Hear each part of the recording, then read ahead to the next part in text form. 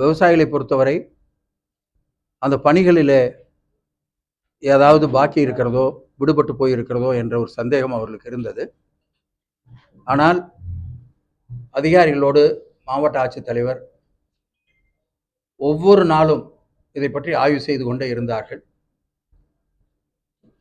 அதன் காரணத்தால் இந்த பணிகள் வேகப்படுத்தப்பட்டது.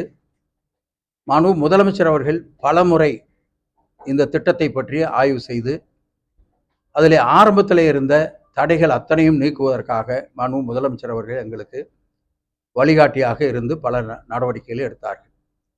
உதாரணமாக சொல்ல வேண்டும் என்று சொன்னால், முதல் பம்பிங் ஸ்டேஷன்ல இருந்து ஒரு 3வது பம்பிங் ஸ்டேஷன் வரை பல இடங்களிலே நிலங்கள் எடுக்கப்படவில்லை. அங்கே பைப்லைன் போடுறதுக்கெல்லாம் அலோவ் பண்ணல. உதாரணமாக காளிங்கராயன்பாளையம் எடுத்தால் அங்கே பைப்லைன் போடுறதுக்கு அவர்களுக்கு அலோவ் பண்ணல. ஏன்னா அவங்களுக்கு எந்த விதமான ஒரு உத்தரவாதமோ அவர் இடத்துல அழைத்து பேசவோ இல்லாத காரணத்தால் அவர்கள் அந்த பைப்லைன் போடுறதுக்கு விடலை. எனவே அந்த பணிகள் காலதாமதமானதற்கு அது மிக மிக முக்கியமான காரணமாக இருந்தது. முதலமைச்சர் அவர்கள் எங்களை அழைத்து இந்த பிரச்சனை இருக்கிறது என்று சொன்னால் அதை நீங்கள் நேரடியாக போய் பேசி விவசாயிகளுக்கு உரிய நம்பிக்கை கொடுத்து அதற்கு ஏற்பாடு செய்ய வேண்டும் என்று எங்களுக்கு சொன்னாங்க. உடனே அங்கே விவசாயிகளை நாங்கள் சந்தித்து பேசினோம். விவசாயிகளும் மிக பெரிய மனதோடு, அவர்களுக்கு இந்த பைப்லைனால் அந்த பகுதியில் இருப்பவர்களுக்கு எந்த பயனும் கிடையாது, அவருடைய சொந்த நிலத்தில் நடுவில் போகிறது.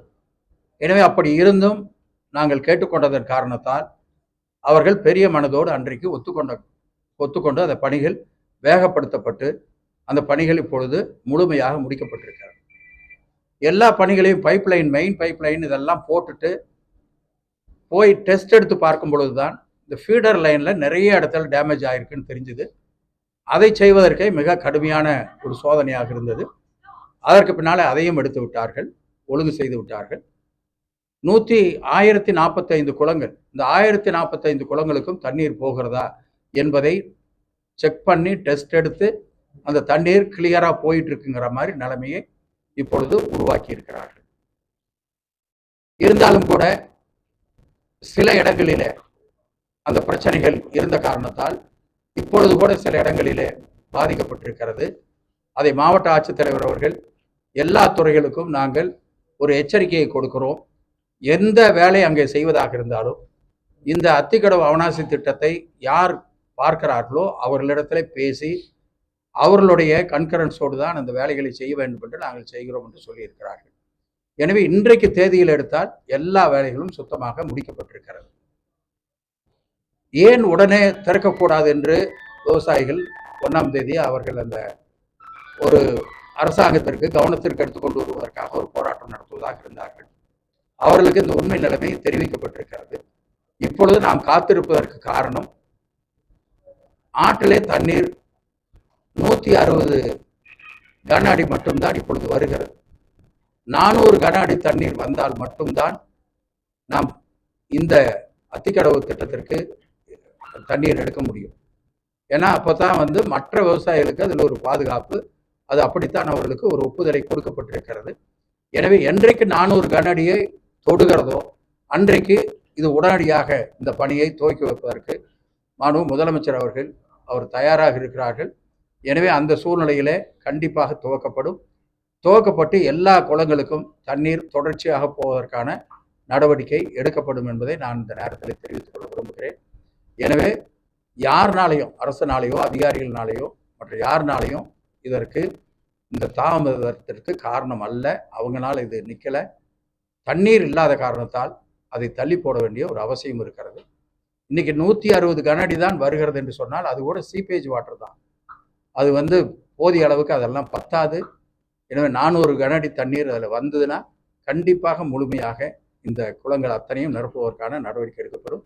எனவே என்றைக்கு அந்த தண்ணீர் வருகிறதோ அன்றைக்கே துவக்குவதற்கான ஏற்பாட்டை கண்டிப்பாக அரசாங்கம் செய்யும். முதலமைச்சர் அவர்கள் என்னை பார்க்குறப்போலாம் கேட்பார், என்னாச்சுன்ட்டு. அவருக்கு இந்த நிலைமைகள் தெரிவிக்கப்பட்டிருக்கிறது. எனவே விவசாயிகள் அந்த 1ஆம் தேதி இருக்கிற அந்த கவன ஈர்ப்பு என்பது அரசாங்கத்தினுடைய கவனத்திலே முழுசாக இருக்கிறதுனால கண்டிப்பாக அவங்க கைவிட்டுருவாங்கன்ட்டு நாங்கள் நம்புகிறோம்.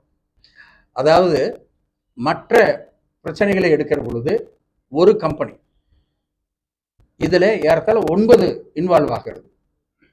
இதில் யாரோ ஒருத்தர் சரியாக செய்யலைங்கிறதுக்காக எல்லாரும் பாதிக்கப்படக்கூடாது. தொழிலாளிகள் அங்கே இருக்கிறார்கள், அவர்களை பார்க்க வேண்டிய அவசியம் எங்களுக்கு இருக்கிறது. எனவே நாங்கள் கேட்டுக்கொண்டு இருப்பது, இப்போ மாவட்ட ஆட்சித்தலைவரிடத்தில் நாங்கள் சொல்லியிருப்பது, அந்த பொது சுத்திகரிப்பு நிலையத்தில் என்ன குறைபாடு, அந்த குறைபாடு இருந்தால் இந்த பணிகளை நிறுத்தி அந்த வேலைகளை முடித்து அதை ரிப்பேர் பண்ணிட்டு அப்புறமேல் வந்து நீங்கள் உங்கள் பணிகளை துவக்குங்கள் என்று கேட்கலாம் என்று இருக்கிறோம். எனவே அந்த வகையிலே தான் நடவடிக்கை எடுக்கப்படுகிறது ஒழிய, இது ஒரு தனி இண்டஸ்ட்ரியாக இருந்தால் அது வேற விஷயம். நிறைய கம்பைனாக இருக்கும் பொழுது எல்லாரும் பாதிக்கப்படக்கூடாதுங்கிறதும், அந்த 9 இண்டஸ்ட்ரி பற்றி கவலை இல்லை. அந்த 9ல் வேலை செய்கிற பல்லாயிரக்கணக்கானவருடைய தொழிலாளிகளுடைய நலனை நாங்கள் பார்க்க வேண்டிய ஒரு அக்கறை இருக்கிறது. ஆனால் இத்தனை ஆண்டு காலமாக இருந்த அதை நாங்கள் இன்னும் ஒரு ஓராண்டு காலத்திற்குள் முழுசா நிலத்தடி நீரையும் ஒழுங்கு பண்ணி இனிமேல் இந்த மாதிரி பிரச்சனையே இல்லைங்கிற ஒரு நிலைமையை உருவாக்க முடியும். அதற்கு எங்களுடைய வேண்டுகோள், யாராக இருந்தாலும், விவசாயிகளாக இருந்தாலும் சரி, அல்லது அதில் இருக்கிற மற்ற வரக்கூடிய பொது சேவையை எடுத்துக்கொண்டு வரக்கூடியவர்களாக இருந்தாலும் இதில் எங்களுக்கு ஒத்துழைப்பு கொடுக்க வேண்டும் என்பது. ஏன்னா நாங்களும் மனுஷன்தான், நாங்கள் டிஸ்கரேஜ் ஆயிடுறோம். தப்பு தப்பு தப்புன்னு சொல்லிகிட்டே இருக்கும்போது அதை சரி செய்கிறது கொஞ்சம் டைம் தேவை. எனவே அது ஒரு டிஸ்கரேஜன் ஆயிடுது. மறுபடியும் பண்ணலாமா அப்படிங்கிற ஒரு எண்ணமே வராமல் போயிடுது. அதனால் எல்லாரும் சேர்ந்து தான் அதை பண்ணணும், ஒத்துழைப்பு கொடுக்க வேண்டும் என்று கேட்டுக்கொள்கிறேன். அதே போல் இண்டஸ்ட்ரியலிஸ்ட்டும் அதை வந்து ஒழுங்காக பார்த்துக்கணுங்கிறத எங்களுடைய வேண்டுகோள். அதை ஒழுங்காக பார்த்துக்குவாங்க.